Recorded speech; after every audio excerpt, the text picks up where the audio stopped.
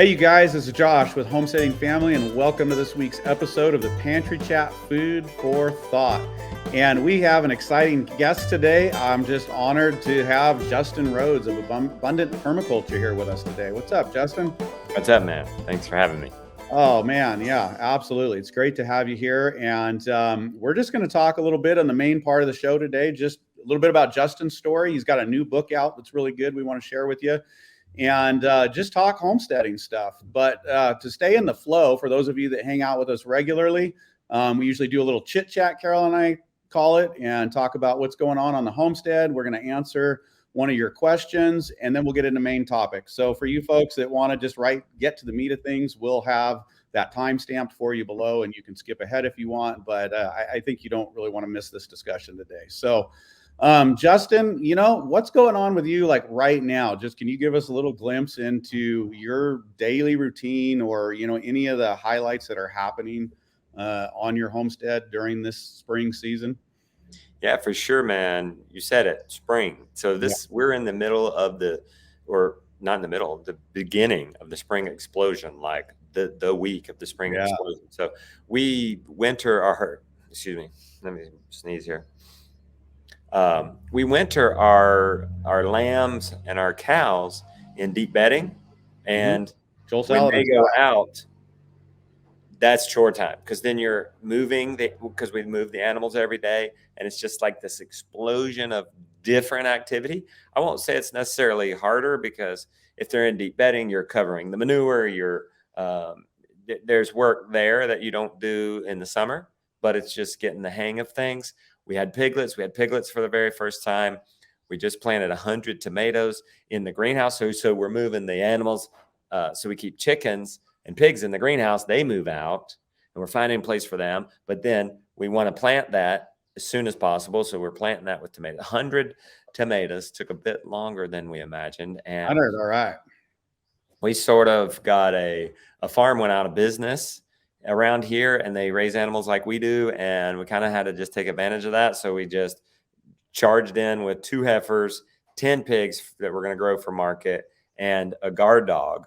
So all this is just exploding at once. And I'm training a heifer cow to milk. We decided that we're not going to eat her. We're going to sell her as a family cow. So let's train this heifer to milk, and making a video about that. So, you have this one thing, I list all these things, but then you add creating content around that, and it's this whole other element. So it's just exploded. Oh, man. And you guys, I think you and Rebecca are kind of like Carolyn and I. You just have a hard time passing up an opportunity, even if maybe you shouldn't take it. Yeah. And I saw that video, you guys out there on that farm picking different stuff up. And I was like, 10, 15 pigs. What is he going to do with 10, 15 pigs? I'm still trying to figure that one out. Yeah. You even commented on your list there, like, we're working out what we're going to do here. But you know what? Sometimes you got to do that. And sometimes there's opportunity in front of you, and you jump on it and you take it. Well, my mentor, Cliff Davis, said there's no market like pigs. There's no investment like pigs. I guess they're the original stock market. You know what I'm saying? So you can really double your money in a season with pigs, and there's opportunity there. We're feeding them organic, and so you can't find organic pork around here. You can find forested. They call it heritage, little greenwise language, greenwashing language there. But it's not as super clean as maybe you would imagine with their labeling. But we're putting in it, getting them organic. They're in the forest. They're moving every week.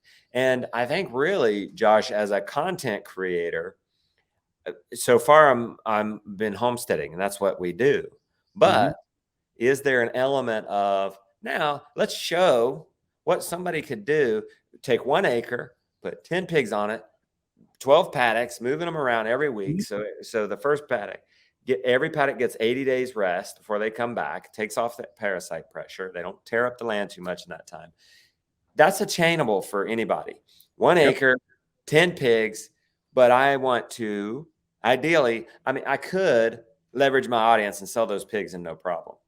But I think it would be fun to sell those pigs as if I was a normal person, like anybody else, just the contacts in my phone. So I have some ideas about how to do that and creating content around that to enable others to just go get 10 feeder pigs, raise them for 4 months, service that, check on them every day. Pigs are so easy. You check on them every day.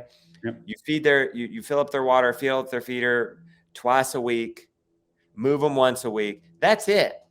That's like the perfect person entry level if you're like working 9 to 5. Yeah. Okay. Yeah, Maybe outside of meat chickens. We'll get to that, I'm sure. But pigs are even less work than meat chickens, but they maybe take a little bit longer. No, it's very doable, very accessible. And I don't know, you're right. I know in our area as well, there's a high demand for pork, and the cost is going up. Feeder pigs are expensive. Yeah, that's the thing. And I don't even know what it is this year. We bought some breeding pigs last year, so we're going a different vein now. But it's it's been $150, $200 for a feeder pig. Well, this is what I want people to think of creatively too. Is could they, if they had 10 pigs, could they sell some as cuts, perhaps sell some as halves? That's probably what we'll do. Could they butcher 2 on farm, even hiring somebody that knows what they're doing to come and sell a workshop to 10 people surrounding that? Yep. And people do that across the country, whether they have influence or not. They're going to the co-ops, they're posting signs for this kinds of thing. So there are other ways to do it. There are other ways to, if people picked up their pig, what if you had a farm to table? So what if you held back one of those pigs and cooked the entire pig and had a farm to table dinner? Yep. Okay. There was a farm to table dinner this weekend. You talk about us trying to do too much. We were trying to go to this farm to table dinner this weekend in Raleigh, which is going to be like 4 hours away from us in one day to go there and back. That dinner was going to be $150. And they had 35 people signed up for that. And they don't have this huge, gigantic audience to leverage. They just made it happen. So there are other ways to monetize. One interesting thing I would want to look at one day is raising pigs for pork sticks, like what Rome Sticks is doing. So adding value to the product and then making it shippable. So a pork stick, especially with somebody with any kind of audience, 3,000 people on Instagram or whatever, any kind of audience, could then ship pork sticks, and it opens it up because prices are going up. And so that's going to narrow down who's willing to pay for this premium product. But if you start thinking about value adds and shipping possibilities, your market becomes bigger. Well, and I think there's a local element that's really exciting about that too, and what you're talking about, and encouraging people to get involved on a level past raising their own food. And here there's an entry level with a small piece of land where somebody can get involved, adding value, not just to their own, what they're doing on their homestead, but adding value to the community, filling a gap. And right now, I'm sure in your area, in our area, people have gone all in on meat animals, either raising them or trying to buy them from somebody local. Our butchers are all overwhelmed. And so there's a lot of little gaps to fill the resiliency within our communities, doing exactly what you're talking about. And even down to the meat sticks and that value adding, we've got a ton of shops around us that would take those products from a local person. Besides the internet influence and getting them out there further, there's a lot of local people that if you've got that packaged well, a lot of local stores and shops, that you could get a product into that. And the more people we get doing that, we're building little micro economies and resiliency, not just on our own farms, but within our communities. And that's just a really exciting thought to me. Think about this. It's not that much harder to raise. Well, if you're going to raise on a homestead, you're going to raise 2 pigs. Let me let that mower pass. Or is it too problematic? No, it's good. It's real life. Okay. So if you're on a homestead and you're raising 2 pigs, because you certainly don't want to raise 1, definitely raise 2 at least. It's not 2. that much harder to jump to 10 pigs. It's not 5 times more difficult. It's not even twice as difficult. Maybe 10% more difficult, just because you're going to have to buy a different feeder and water. Right. That's about it. Yeah. You can still move things without a tractor. Now, maybe with 10 pigs, you're hauling a lot of food up there. You're hauling food and water, depending on. You're hauling what? You're Well, hauling and several water. buckets. So yeah, maybe from 2 pigs to 10 pigs, if they're far out on your property, it would be nice to have a side by side. Yeah. With 2 pigs at max, you're carrying 2 buckets, and you could have 1 bucket in each hand and take them out there. But if the pigs are close, or you can drop the feed off by the pigs, here's what I want to say, Josh, is that people, if people are saying, oh, the price is high for pork on their sell, don't say that. Don't say, because people get caught up in this can't mentality all the time. And this is a good example of saying, oh, you might not have money. You might not have money to buy feeder pigs. Say to yourself, how can I? Instead of saying, I can't, say, how can I? At least just do the exercise and challenge your brain and come up with 6 different answers. You know, Lily was trying to put the, I try not to ask my kids to do anything they can't do. And I was getting her to put this milk bin with all the milk supplies in it to Willie, the Kubota side by side. And I can't do it. And I said, well, we Roses, we don't say can't. I want you to figure out a way. Right. And she girded up her loins and just and got it in there. But even if she couldn't, I was already knowing there were other ways. She could ask somebody to help. She could empty out the contents of the bin and then put the bin in and then put the contents in. She could have went and got a stool. She could have paid get in to do it. The list could go on. Okay. So with pigs, you don't have money for feeder pigs. This is what we did in the beginning. We didn't have enough money to farm. So like I said, it doesn't take much more to raise 10 than 2. So if you need 2, raise 4 and go ahead. And what we would do early on in these days, we did it with grass-fed beef, is we would go ahead and sell shares. Hey, you want a quarter of a beef? Pay half now. Yep. You'll pay half at the end, right before we butcher too. So half now, we can get some supplies. We can get a water trough. We can pay ourselves a little bit for this trouble. We pay for what it cost us to buy our own cows to run with them, and then get the other half at the end, right before you go to butcher. So you have your processing costs. Yeah. So if I would have said, I don't have the money to raise my own beef and felt sorry for myself, you already failed. So, a lot of what you're bringing out is mindset. And this is something we try to talk about a lot, because we can talk about how-to specifics for pigs and cows and chickens all day long, but a lot of it is how we think and how we process and that abundant mindset of, and Carol and I approach life and not like, can we do this? I mean, that's a step above can't, but it's how do we do this? How? It's not even can we do it most of the time. It's like, how do we get this done? Just like you're teaching Lily, like, it's not a matter, you can do this, but you're teaching her also not just that you can do it, but to think it through and think about how can I do that? And that so much happens out of that process when we approach things that way and begin to make something doable. Like, well, I can't do pigs. Well, yeah, you can. And actually you can do, it's not about whether it's 4 or 10, but think about what you can do. How do you pay for it? By raising 2, 3, 8 extra. Well, then you can sell those, pay for all your feed. And maybe you're not trying to run a business, but you're then paying for your own food and a little extra for very little extra effort, like you were pointing out. And that mindset is just, I know that's exciting to me, but it's so important for people to get the hang of it. It takes the brain over. And I didn't want Lily to gird up her loin. That was one option. I didn't want her to grunt it through. I wanted to shift her thinking from this failure, from the scarcity mindset to this, oh, how can I do it? I mean, truth be told, it's just bad mood and in a bad attitude, whatever, right? But still trying to work that through and get that in their habit, because then when they are as older and they're in a fine mood and they want to do something but feel like they can't because that's a real thing, figure out how. And listen, I'm not putting Shaquille O'Neal on a racehorse. Shaquille O'Neal, with all the positive thinking in the world, I don't know, he's over 300 pounds, he's huge, is not going to win the Kentucky Derby. Well, that's a bit of imagery there.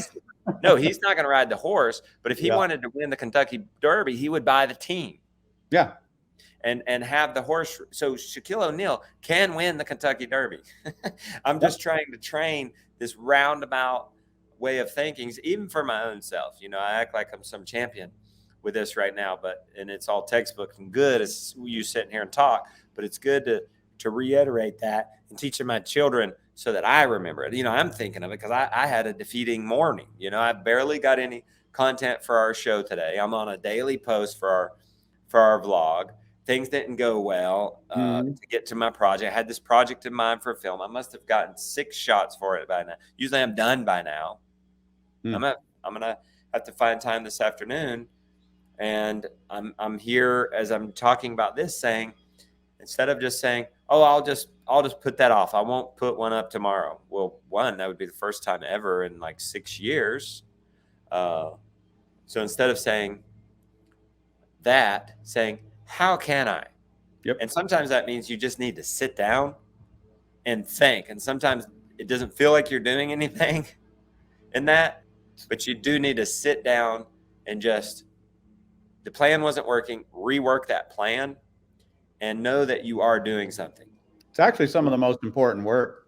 Yeah. Sitting down and thinking, and you talked about, just kind of your own experience, and you've got bad days too. You're having a rough one this morning, and even remember to think the way we talk about. We're sitting up here speaking to you guys out in the audience, and a lot of times it looks like we've got it all together, but the reality is we're struggling just the same. And sometimes we're having these moments where we're looking at the homestead trying to solve something, and you feel kind of like an idiot because all of a sudden you see something and you go, why didn't I think of that?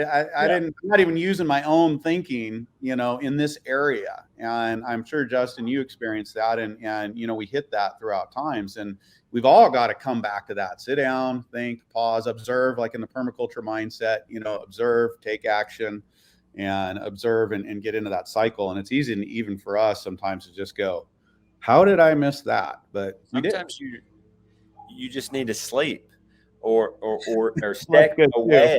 If I'm having my problems that I had out in the woods, the 1 acre pig farm, just coming down here for a while, doing a little physical training, having lunch, getting on this show, it's gonna, I don't know, getting out of the place can trigger that mind and get you thinking in a different way. Do you guys, and people ask us this, do you guys take vacations for that reason, for like exactly what you're talking about right there, just like totally to get your head cleared a little bit? Because if you're like me, my mind doesn't stop if I'm here. There's just so much. Both the enjoyable side, the stuff that I'm excited to do, I'm looking forward to getting into, and then there's just all the challenges. I like to say challenges if I can instead of problems, but all the things that I got to solve and figure out, and the mind doesn't shut down. And I know for us sometimes it's helpful, like you're saying, to even take a step back a little bit further to kind of clear things out and let the brain slow down and let new ideas kind of come in a different environment. Do you guys do that? Yeah, you make a good point. I mean, first we try to create a life that we don't need a vacation from. So we've worked hard to build a life that isn't that is also enjoyable. So for us, that means we are extremely hardworking, but and as an entrepreneur, you have to be disciplined. So then we work just as hard at resting as we do at working. So that means we've been a little naughty lately because it's not been 9 a.m. with the time change. It's a little more difficult. Well, you're in spring. Man. We are in bed at 9 o'clock. That means after the 5 o'clock dinner, Rebecca does her self-care for an hour, and I'm watching all the kids, and then we flip, and I do the self-care, and the kids are in the bed during that and listening to audiobooks, and then we're giving ourselves 8-9 hours of sleep. But how's that hard work? Oh, it sounds nice. It's hard work because you want to keep working. You want to watch a program. No, it's not easy to stop out on something. You want to just 10 or 11. Keep checking the emails. You have to be disciplined. That's the hard work. And say, I'm going to take care of myself. And then you sleep and you come in charged. if you walk around the farm, the problem is, you know, we'll go on walks often, and real quick after dinner or something, and you can't help but see and say, oh, we need to do this or that over there. Or, look, this sheep is going to get out. I mean, I called it yesterday. We went on a nice leisure walk, and I said, Winnie is not tied up, the new guard dog, and she's got that calf pin. I guarantee you she's going to chase that calf to the fence. But we just wanted to relax. So we're fortunate. We walked off the property. That helps. Yeah. A neighbor lets us walk on their beautiful property. We could also walk down our road. We're fortunate to live on a dead end road. Nice. So that does help. But then by the time we came back from that walk, the dog had chased the calf out, and they knocked down the fence. And so the bull and everybody else was out, and it was about 40. But I knew that was probably going to happen, and it did. Yeah. But we got our rest. It wasn't the end of the world. Sure, they tore up some elderberry bushes, but gosh, how many elderberry bushes do we need? We haven't even harvested from them for the last 2 years. Let's just be real with ourselves. We can't cry over the crushed elderberry bushes, because in reality, we're not even harvesting. We haven't even gotten around to harvesting them, right? So you got them whenever you need them. We did take a vacation a couple of years ago. We got to the spot with our business where we could actually afford a vacation, and we would go to Florida. And that does help, hiring a good farm sitter, because you come back charged, you come back raring to go and have this energy. So long term, give yourself rests every night, mini vacations, and then staycations, and then hire a killer farm sitter, put it in the budget. Don't say I can't afford a farm sitter. Put it in the budget, find a way and get out of there. We're even thinking about now, because what's progress? What's success? Grind it. Maybe it is. Maybe that is it. Somebody wanting to, killing it for 16, 17 hours a week or 17 hours a day. Or is success getting your farm so streamlined and so smooth and getting a good relationship with a farm sitter that even one day you could take your kids and go on a hike on a Friday during the middle of the day. Every 2 weeks. So you could do a little one-day staycation. Yep. I think that's important. Yeah, I think that's really important to have things throughout the season. And, you just talked about a whole lot of options, and I think all of them are good. It's going to look a little different for each of us, but making sure you're getting that break, both the mental break and just different activities that are relaxing and fun, and they're bonding for the family together outside the work, and even the beauty of the farm and all the things that we enjoy about it. Getting those hikes, getting those, we go down to the river in the summer, every afternoon when it gets hot. So we have that right here. And we take an hour and go play together in the river, and then come back and do chores and, finish up, do our evening routine. There's different things throughout the season, and that's really important to this whole picture, that we're doing that as a family and getting some of those rewards. Yeah. Well, hey, let's switch gears for a second, because I wanted to talk about your thingamajigger. And I was just catching up with what you guys were doing last night, and saw you just put tomatoes in the ground, and I got to tell you, that just hurts, because I'm in North Idaho, and we were 20 degrees when we woke up this morning. We'll be 16 tomorrow, and so you're like 8 weeks ahead of us. Oh, for sure. It was like 70 degrees that day. Oh yeah, no, you guys just look warm and comfortable, and we're like at that point in the season, we're like, you can't wait, man. Give me some sunshine and some warm weather. But seeing inside your greenhouse there and what you were doing, because I grow tomatoes similarly, and in our DIY hoop house, and usually I string them with jute, but it's actually a lot of work to tie that jute up every year, and each one 1 foot, and we got two sides 60 something foot long, so it's 120 feet.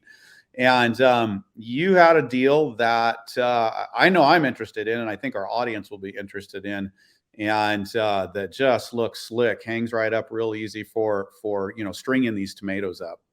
And I've never seen anything like that before. Let me I will text Rebecca. I'm actually texting her right now. Sweet. To give me that link. Those came from Growers Solution, and those thingamajiggers, you hang them up, and it's twine. It's twine on a reel, and they're super easy to hang up too, by the way. You hang them up, you pinch this wire, And then you can unroll this spool, and you unroll this spool all the way down to the ground. And it's just a twine that then you get little, you didn't see it in that video because we haven't done it yet because tomatoes are little, but they get these little plastic clamps where you can attach your tomatoes to this string. Okay, interesting. You just keep attaching these plastic. Maybe she can send me a picture or something, or you don't show notes. You don't wind the tomato. You just clamp it on the string as it grows. Right. You don't wind the tomato. And then, so the tomato goes, potentially, she's like, I want them to go all the way to the roof this year, and they could. So then they've grown, you've gone through your seasons, you've gotten these tomatoes, and you're done. So then we pull the tomatoes down. Now what we do is then you can cut that line, because after the tomatoes, what happens on our farm, if you've been watching our show long enough, we bring it, it's wood chipped in there. And so we can bring in the chickens and the pigs for the winter. Yeah. Okay. And they get all the weeds that had accumulated or whatever. And those lines have been cut, so they're out of our way. And the next season, you go in there, you get your tall ladder, and you get up on there, and you just squeeze that bar. You can pull more line out. And nice. Remember, we're talking about going on vacation. That's the thing, Josh. I'm like, you get your animals that you want. It's all a big mess. When we came back from the Great American Farm Tour, we just got all the animals and figured out a way. And you think I was having a bad day today? No, it compares nothing to just exploding a homestead when you first get started. And but every year you do something. Not even little improvement. Every day we're doing something. Improve something. I'm like, improve 1% every day. Or if that's too much for you, improve 1% a week. If you did it every day, it's the compounding rule. You've doubled, not in 100 days, you've doubled yourself in 72 days. Yeah. So you go out there, and last year we hung the wire that holds those thingamajiggers. We put in the thingamajig because we didn't know about them before. You're just learning about them, right? So you'll probably put them in this year. But guess what, Josh? Next year, you won't have to put in the thingamajiggers. You would have already done it. Yep. And so then you're like, oh, I've got all my animals that I want here. Don't be going crazy. Don't be keeping going crazy. Be happy with sheep and cows and pigs and chickens. Don't be going nuts. Buy your honey from the local guy. Don't become a cheese specialist. But let the craftsmen do their work. I mean, I don't got anything against honey or cheese. I'm just throwing those out as an example. Pick these things that you love, streamline it, make it better, be willing to do trading with the community. If it's food trade or if it's dollar bills, there's nothing wrong with supporting the community and getting some stuff going and getting those thingamajiggers, because I don't have to do it next year. And so it took us 2 days to plant tomatoes. Now, we're not working that whole time. We have jobs too. I mean, we create content. So we go to work. We only have so much time to do jobs, and other things are going on the farm. And we hung those thingamajiggers. Well, instead of it taking 2 days, or instead of last year, it would have took 3 or 4 days. Well, this year only took 2. Yep. Well, and that's key to success. 2 things I want to draw out here too that you're talking about that's really, key to people being successful. And that is doing what you can do well. One, what the land you have to work with can do and what you're going to enjoy. So if you enjoy dairy, great, go do dairy. But you don't have to try to do everything, I think is your point. Do the things that are, you're going to do well and that you're going to enjoy, and leave room. We need other people doing other things that they do well. That's part of what's going to build resiliency in our communities. We don't say, I don't like the term self-sufficiency a whole lot, to go too far with that, because there's a level of self-sufficiency, but we want resiliency on our homestead and in the communities. And that's finding that sweet spot. You find that sweet spot in what you do. And we're going to do a whole lot of things. We want diversity. We want diversity of enterprises and actions on a homestead, but we also want to be fostering, other people in the community. And so if somebody's great at honey, they've got a good environment for honey, that's their passion, do that, let them do that, and then buy the honey from them. And then we have this trade and this interaction that's going on in a community that's building resilience. And everybody's not working themselves to death thinking like, I gotta provide everything for myself on my piece of land. I say that in the book. Like, I encourage people to grow right outside your door. So first of all, you don't get intimidated. That's a permaculture principle. Yep. Where do you start? Well, start right outside your door. If you don't have a door, if you don't even where to start outside your door, well, then get a 5-inch terracotta pot and put it in your windowsill. Please tell me you have a window. Okay. People do. And get started there. Yep. But I take it a little further and say, grow what's outside the door of your heart. So grow what you like, grow what you like to eat, grow what you like to manage. Rebecca and I are balancing it on the homestead. I love to eat meat. I'm basically a carnivore plus a little bit of fruit, and she's all about the veggies. So I'm head of the animal production, and she's head of the veggies. And we've even found a way to marriage it so that my animals are in the greenhouse in the winter, and I'm getting my eggs and chicken meat and pork, and they're manuring and scratching the deep bedding that then becomes the soil underneath there for her tomatoes. So we move the animals out, plant the tomatoes, and then it's one thing. Yep. Then I'm excited because it's an animal system, and she's excited because it's a vegetable system. Integrated. Gosh, I linked the trellis crop support. That's what it's called. That's what the thingamajigger is called. And then it's called a roller hook. The clips. So I linked those in the chat. And we'll get those into the feed, you guys, down below for the links on those. And let's revisit that for a minute, because you talked about something really important besides my own interest in it and what you were talking about that 1% and those little bit of improvements. And a lot of times folks trying to do the homesteading thing, we want to be DIY. We want to be cheap is the word I hear a lot. And I don't like cheap. Cheap's not the right answer. We all want to maximize value. We want to be good stewards. But this hits right on something besides liking this tool that's kind of nifty and makes things easier about, spending a little bit more money for a system that, this year I got to put it up. But then next year, like you were saying, it's that much easier. It works great. And it's then freeing me up to do, go on to the next thing, to do something else well, and kind of achieve that 1% that I know you've been focusing on with yourself and in your homestead and in your business. I'm going to spend a little bit more money this year for that particular thing. But what it's going to do to optimize my time or, one of the kids' times that's working on that and move us ahead and make better use of our time. And I think that's a really important mindset for people to think those things through and be willing to upgrade a system in the right place, even though it has a greater expense to it. But there's a savings and a value that's added by just a little tool like that thingamajigger. I don't even know what it's called. That's what you called it on the video. Yeah, but those little steps add up, and just like what you're talking about on that 1% day after day when we're willing to do those things. I almost wonder if sometimes, and this is the first time I've ever had this thought, but I sometimes wonder if this macho, like, I got to do everything, if maybe somehow that's actually, if maybe hidden behind that is really an excuse to not do things, because there's no way you can do it all. And there is this heavy, like, even this homestead shaming, this you're feeling this pressure to do everything yourself. And I can give you an example of our raised beds. If you buy cedar and you build these 4-foot by 8-foot raised beds, and I encourage people to buy the cedar because that lasts, it doesn't have the toxins of the pressure treated. And then find some logs and put in the bottom of it. That's the one thing hard to buy. But then I tell people to then buy the fill, buy the topsoil, the field. I'm going to say field dirt, but that's not right. The garden soil. Soil. Okay. People getting this, I gotta make the compost.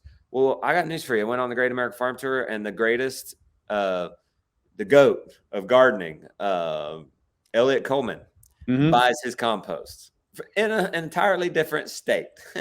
Vermont composting, shipping to Elliot Coleman, the greatest farmer, gardener of all time, in Maine. Okay.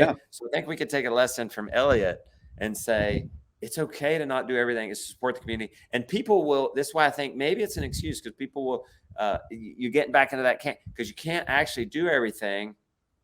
And you might say, well, the prices have gone up so much for the garden soil or for the lumber. Well, guess what? The food's going up Food too. prices have gone up too. And if you think about it, I did a study on it. I don't know if I'll be able to pull it up right now on quickly in the chat, but basically, I put it in the book, The Rooted Life. If you spent $1,000, people were getting these tax stimulus at the time in 2020, and so everybody was getting $1,000. Well, what if you spent $1,000 on garden? I mean, you didn't do like the bulletproof garden that basically cost nothing, where you just plant it in the ground and just did some grass clippings and mulch, blah blah. You did my expensive raised beds. You spent $1,000. You bought your own soil. Well, you should see our raised beds right now. We can plant 36, four lettuces per square foot. So it's something like almost 100 lettuces and just half of it. And the other half, like, have a dozen broccoli. Yep. You can grow, and then you can stack it if you plant it right and plant lots of crops in it throughout the season. And suddenly you've grown $3,000 worth of food in the first season. So you've tripled your money. You've 300% X. The stock market, the best it's done over the last 100 years, if you invested in the index across the board, 8% a year. I tell people you cannot go wrong putting financial inputs into your soil to grow a good garden. You know, people complain about this. They see it as dirt. Well, one, dirt's dead. It's not dirt. It's soil. Yeah, that offends me too. You get upset inside. Oh, it drives me nuts when people call it dirt. I mean, there's a proper term for dirt, and there's a place to talk about dirt. But what we're talking about here is not dirt. We are talking about soil, and soil's alive. We're getting into pet peeves now with Josh. Yeah, that's right. But people they get afraid to spend money on soil, on improving the garden. And one of the best experiences I had is about 10 years ago now. And it was one of our first really large gardens.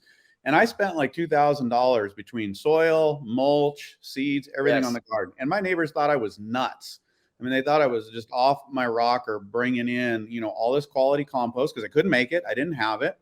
And a little bit of manure from a neighbor, but we were on clay soil. It was sod. We were converting it, and it was hands down the best first year garden I've ever had. It was a first year garden on this property, and we grew probably $8,000. We did our best to track it and add it up and look what the prices were in the store, and it was organic, and so it was a 4x on what we invested, and I've never seen that fail. And so that's one of those places where we don't want to be cheap. We want to look at what we're doing, and that soil is just a great one. So I get excited about that because I can't impress to people enough how important it is, and to be willing to use your resources in the right place to develop something that's going to it's just going to have such a high return. Besides the satisfaction in getting yourself going. And so, like, your raised beds are a great way on a small holding to produce a lot of food in a small space, if you'll spend the money for the seeder and you'll spend the money for the soil to kick that off and get it going. Yeah, because it's foolproof. It's this idea of foolproof. I mentioned it in the Rooted Life, is like, for people starting by your starts. Like, we're experienced too, and we know how to start our own seeds. We did the soil blocking even, and did that for a decade. But then at some point, we're like, let's buy our starts, and that means, for those that don't know, that's like a 4-week-old plant that's ready to go. Yep. So you didn't have to have a greenhouse. You didn't have, so I'm just telling people, you're just starting out. Lowe's, Home Depot, the gardening store, they're selling these starts. Do that. Don't be a hero and erect a greenhouse and start to see. Maybe one day be the hero, but my goodness, buy the starts, buy the compost, build the raised beds. And right out the bat, you're going to have this amazing production and wonderful experience. And really, you're going to save time and energy and money. And you're not just going to go, wow, and just sit back and go inside and binge on Seinfeld. You're going to, with that extra time, just do more gardening or get some chickens. That ends up what happening. I mean, the more efficient you get, you end up just increasing your production. Well, and you're building success with that thinking, in growing your enterprise, whatever it is, at whatever level you're doing, and you're building in successes. And that's really important. we can't do everything and we can't do it all. So those steps, like buying starts, or like butchering is another one. We have people ask us all the time, do we butcher all our animals? And there have been seasons where, yes, we've butchered them all, including an 800-pound steer ourselves without a butchering facility. That I don't recommend that if you don't have to, but because it's a huge job. Do we do that every year? No, not because we don't like to. I'd actually prefer to. We get a better yield. We like the way we do it. But a lot of times it just doesn't make sense. And it's better to hire that out, get that done, because there's other jobs that need to be done that are more important. And absolutely. And so being willing to, hire that out, buy the starts, pay to get the butchering done. There's a lot of examples we could probably come up with, but that thinking is important in the strategy on the homestead to help you be successful. Let's go down the butchering road here for a second. So, sure. That entire cow, you can look at the cow behind me. Okay. Mm-hmm. You can actually use, if not eat every single thing on him. Oh, yeah. Okay. You could eat the skin. I mean, you could eat the hide if push comes to shove. When people are starving, they eat leather.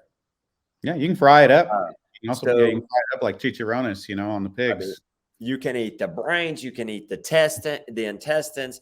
I know Slow Down Farmstead. She takes the stomach and the guts and stuff, and will cut it up and save it for her chickens and pigs. You can use the horns for different things. The hide. You can compost it even if you can't do anything else. Well, but you can use every single thing on that for your direct use. Not even counting compost. Of course, yeah, we can compost. But then Brandon Sheard, the Farmstead Meatsmith, came out here and he would keep saying, pick your battles. Because, yes, you can clean out the test. You can clean out the stomach and make a beef haggis, I guess. You can do that.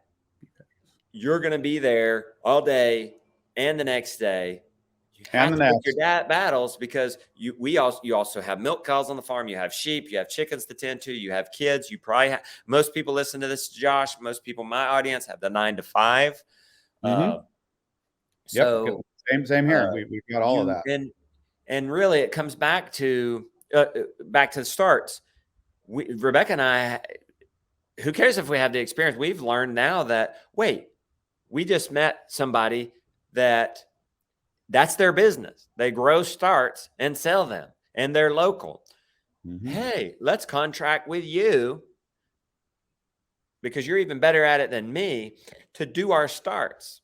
And then in the winter, we're focusing on getting the animals out of the greenhouse and the animals moving every day on pastures, and that frees us up to buy 10 pigs to do the 1 acre pig farm. and we've supported those people, and our production has gone up. Not down, because we've shelled out, because we've exported goods, return of surplus, as permaculture would call it. You want to have a return of surplus, and you need to have a return of surplus, right? Yes. That's essential. Listen, if we did everything, you mentioned you were touching on a little bit earlier about supporting the community.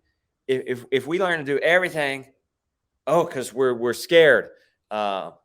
Times are going to get tough, and people are going to be hurting, and I don't want that to happen to us. And we kind of get into this. I'm not saying there's anything wrong with this, having a level of preparation in our mindset and motive.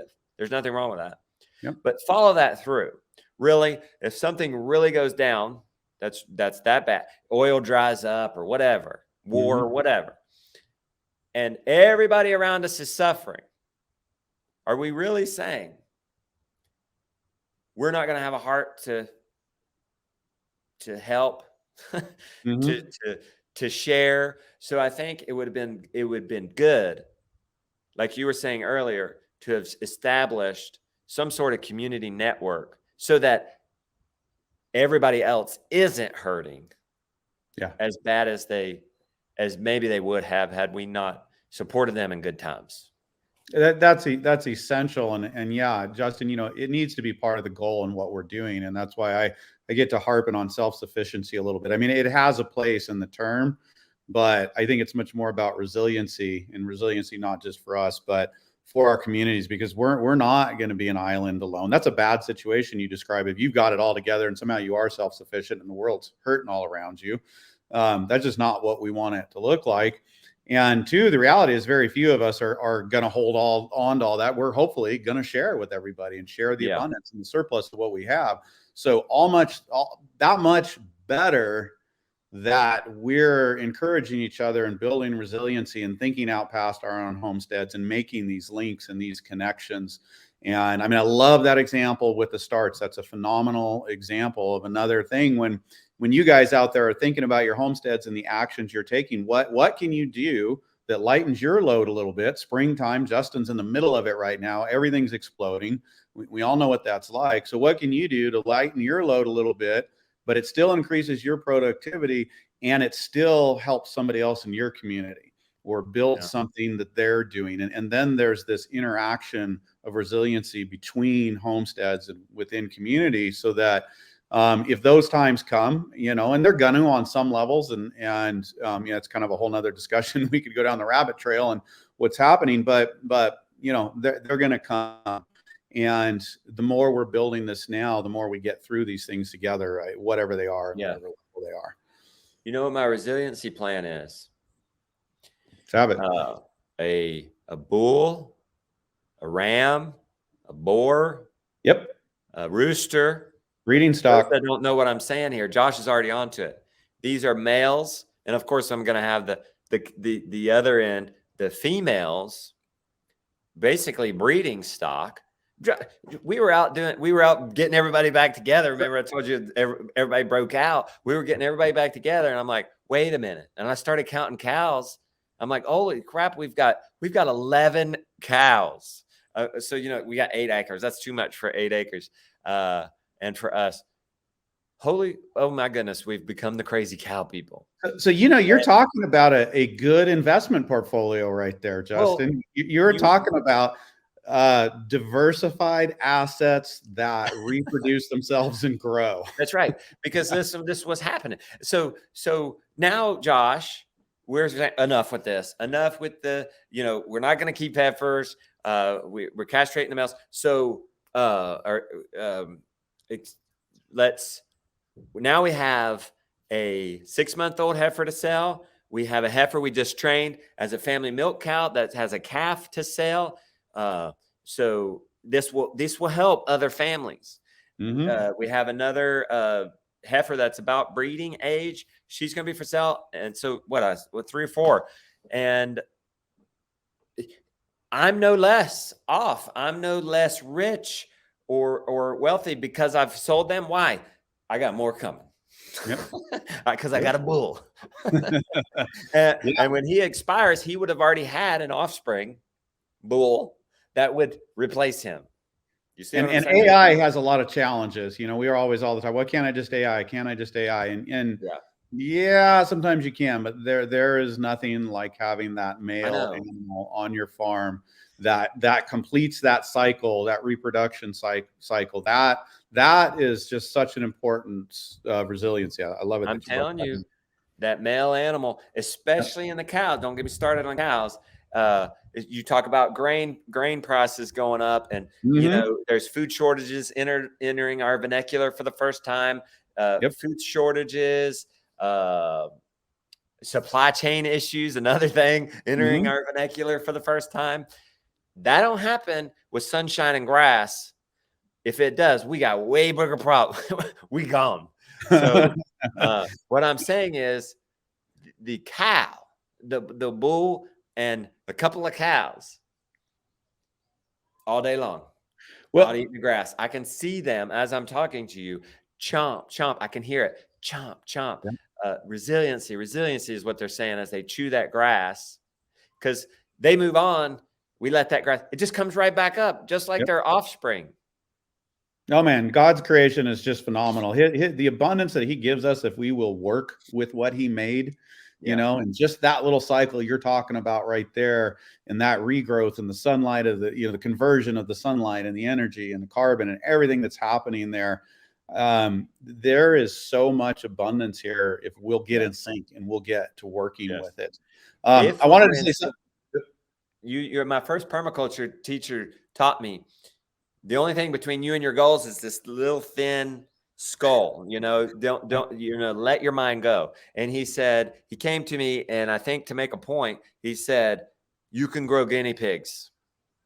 They're the most efficient, high production, bang for your buck, pound for pound, the best thing. He was expanding my mind. Was that Jeff? No, that was just a local permaculture teacher, Chuck. Okay. Yeah.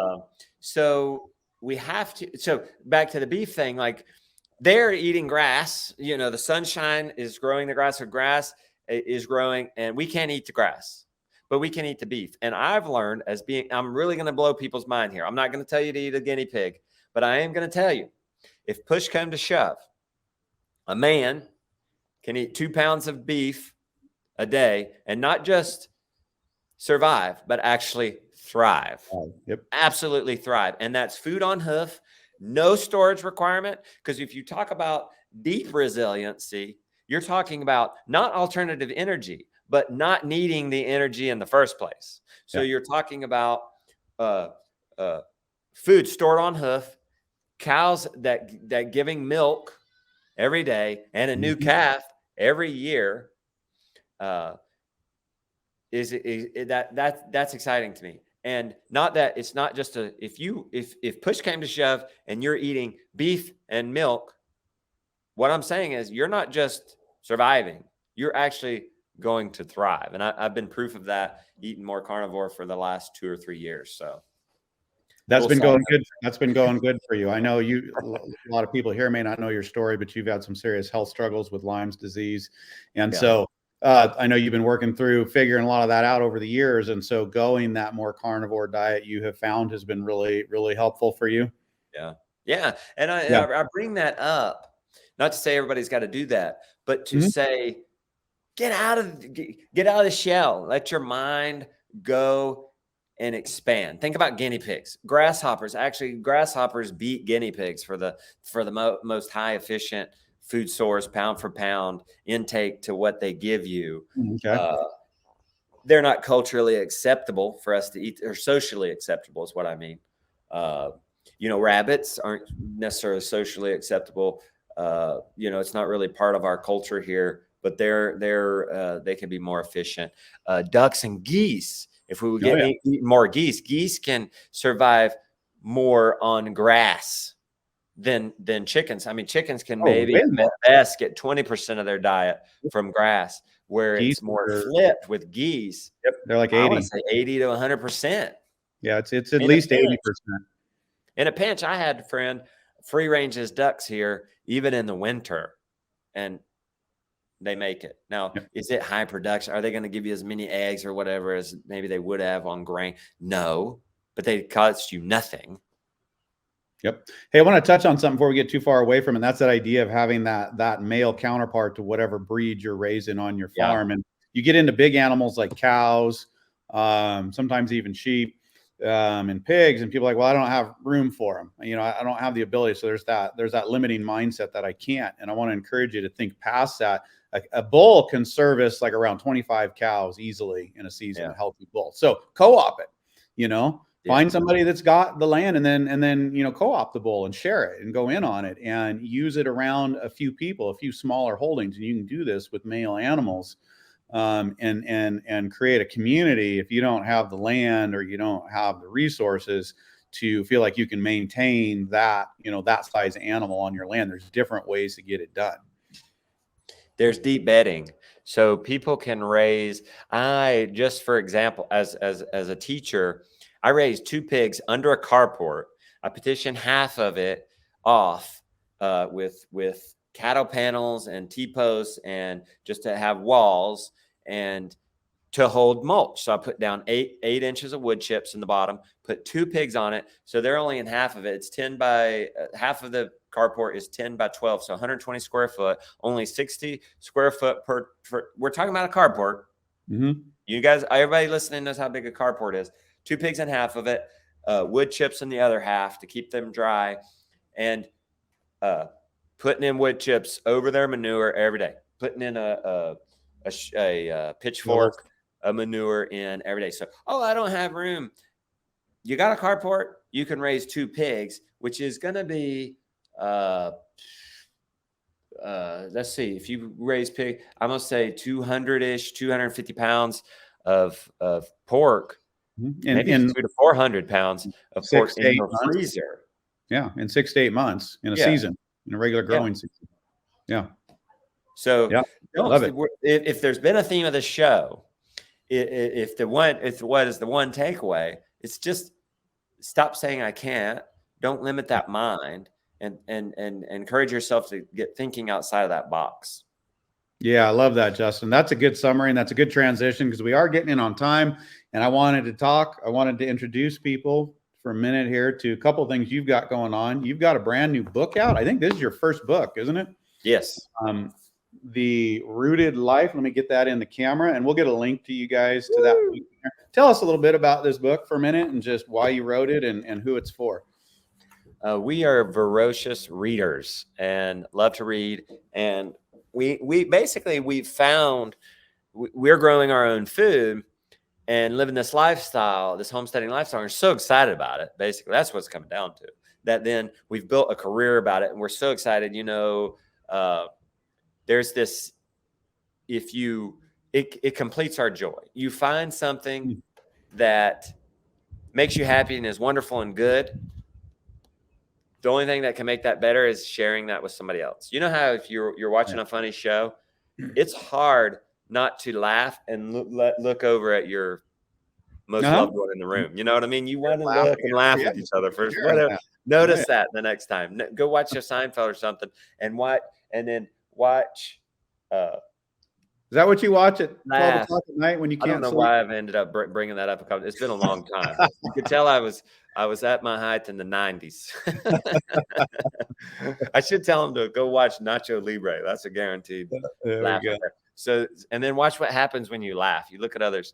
So we've discovered this amazing thing. So we've created it with movies through YouTube. But there's something, and when we wanted to go bigger with a course or a product like Permaculture Chickens, it was one of our first courses, and DVDs. Remember those? Oh, yeah. We don't do DVDs anymore. There's nothing physical about movies anymore. Yep. And there's something physical about a book. There's also something very special about being able to hold something, smell it. Have you smelled that book yet, Josh? It smells great. Yeah. I mean, I'm sure it's off-gassing. It's pretty terrible for you. Oh yeah, I love it. But you're right. And you can hold it. Oh man, and this is how I feel about books. I mean, you and I, Carolyn, Rebecca, all of us out here are teaching right online, and we're making a living, and we're engaging with people out there that want to learn online, and that's great. But nothing replaces this, and a book is still my go-to. When I'm looking for an answer, and you can engage with it, you can hold it in a way that's just different than the computer. Yeah. And it's also a layer of resiliency because the internet's still all out there. It's a great tool. I absolutely love it as a tool, but we need to remember get this right. Nothing replaces these right here. And what that book does, what's special and different about that book, you're holding it up. It's not that thick. The audiobook version is 4 hours long. It's my voice. We had a blast recording that. So in the time we've been sitting on this podcast, somebody could have read a quarter of that book. Yep. They could have heard us say, oh, raised beds. He probably talks about that in his book, and looked it up, opened it up, ordered the stuff online, or went to the Lowe's or whatever, and get going on that. So what's cool about that book, though, is it's 60% guide and 40% lifestyle. So you don't even need that whole book to learn. And it's about gardening and chickens and putting it all together with permaculture design. And you can go straight to the point. Oh, I want to do the raised beds. Go right to that. Or you can sit down with your family at the meal and read the beginning of the chapter, because it's a fun story. It's a fun, you're going to laugh. The little kids will enjoy it kind of thing. So it's entertaining. I imagine it's the book version of my vlogs. We've always wanted to make people learn and laugh in our vlogs. Well, it really is text format now. Yeah, it really is. And, Justin, one of the things I think you do great is you teach while telling a story. You're a great storyteller. And that's one of the things I loved about this book is, there's a lot to learn in here. I picked up some tips and things. I was like, oh man, I hadn't thought about it that way. Or you brought me back to something that I had learned in permaculture, but you did it in a way that just was, one, it made me feel like I was sitting down with you guys and having a laugh and learning a little bit about you. And it was really pleasant. Yeah. Good. Thanks. So you guys check out The Rooted Life, and we're gonna wrap up here. But Justin, anything else? I want you to take an opportunity to share, the book. You've got some other things going on YouTube and A+, and let people know how they can engage with you a little bit. And we'll get some links in there as well to line with that. Justin Rhodes on YouTube, and we have our own streaming platform, Abundance Plus, which means you can watch my vlogs that are on YouTube on the streaming platform, ad-free, censorship-free too. So butchering's included and things like that, the stuff we can't put on YouTube. But you can also get television shows. We're producing high-end television shows. We're talking with Josh about getting one later in the season with them and their family. And then we have a whole docuseries called Rooted that documents our life in a deep, cinematic Netflix style type of way. But we also have 400 instructional videos and a community. So, and that's one thing too, Josh, is like these big companies, and we could do a whole nother podcast, are coming down on us, just kind of serving us as parents. We don't need Facebook telling us what we should and should not consume. We should be able to decide that for ourselves. Right. But so at first it's like, Facebook will mark canning posts as extreme, and they'll have these prompts saying, do you know of someone that is too prepared? This is a true story. Facebook prompts and asking this stuff. And so we build our own social media platform basically on Abundance Plus. You sign up for Abundance Plus, you get the streaming movies and instructional videos, but you also get a forum that acts a lot like Facebook, but without the nonsense. You can sell your livestock. You can talk about canning and then not get labeled as extreme and all that stuff. And now because it's hard for folks to list livestock. You can't do it on Facebook Marketplace. Nope. I think you could do it through Craigslist. I don't think you can list pets on Craigslist, like dogs and stuff. So we're launching our own marketplace too, Josh. We're just seeing good deal problems that we're having ourselves, lack of knowledge, lack of community, not being able to sell stuff online, and others are experiencing these same problems, and we're saying, let's come up with that solution. What's the solution? Doing that big time with Abundance Plus, and we're about to launch. Probably by the time this is out, we've launched the marketplace, and that can be found at Abundance Plus. Oh, good. Yeah, and you can find Abundance Plus, I think, on kind of your favorite streaming app. I feel it's on your. Rattle off some apps so people know like where to go. You sign up for it online at abundanceplus.com, and then you can download it on your Android or your iPhone, Roku, Apple TV, Amazon Fire Stick. It's an app on all those, and then you just use your login credentials to log in, and you can stream. Good deal. That's pretty cool. Well, that is very cool, and it's a great platform. I've been enjoying the discovering home stories. Good. And of course, those are some folks. A lot of those are folks up here close to us. Really been enjoying that. And so you guys check that out. We'll leave you all the links down below to get right to it, so you don't have to go searching around too much. And check out what Justin's doing. And Justin, I think we're going to get together in June. Hopefully, we can do this again. Yeah. And maybe sitting actually side by side and maybe have another chat like this. Yeah, I'm going to return the favor. I'm going to get you on my podcast. Right on. Sounds good. Looking forward to it. Say hello to Rebecca and the family. And just you guys keep on there as you're in the thick of spring. Thanks. Okay. And everybody, we will see you soon. Hopefully next week. Goodbye.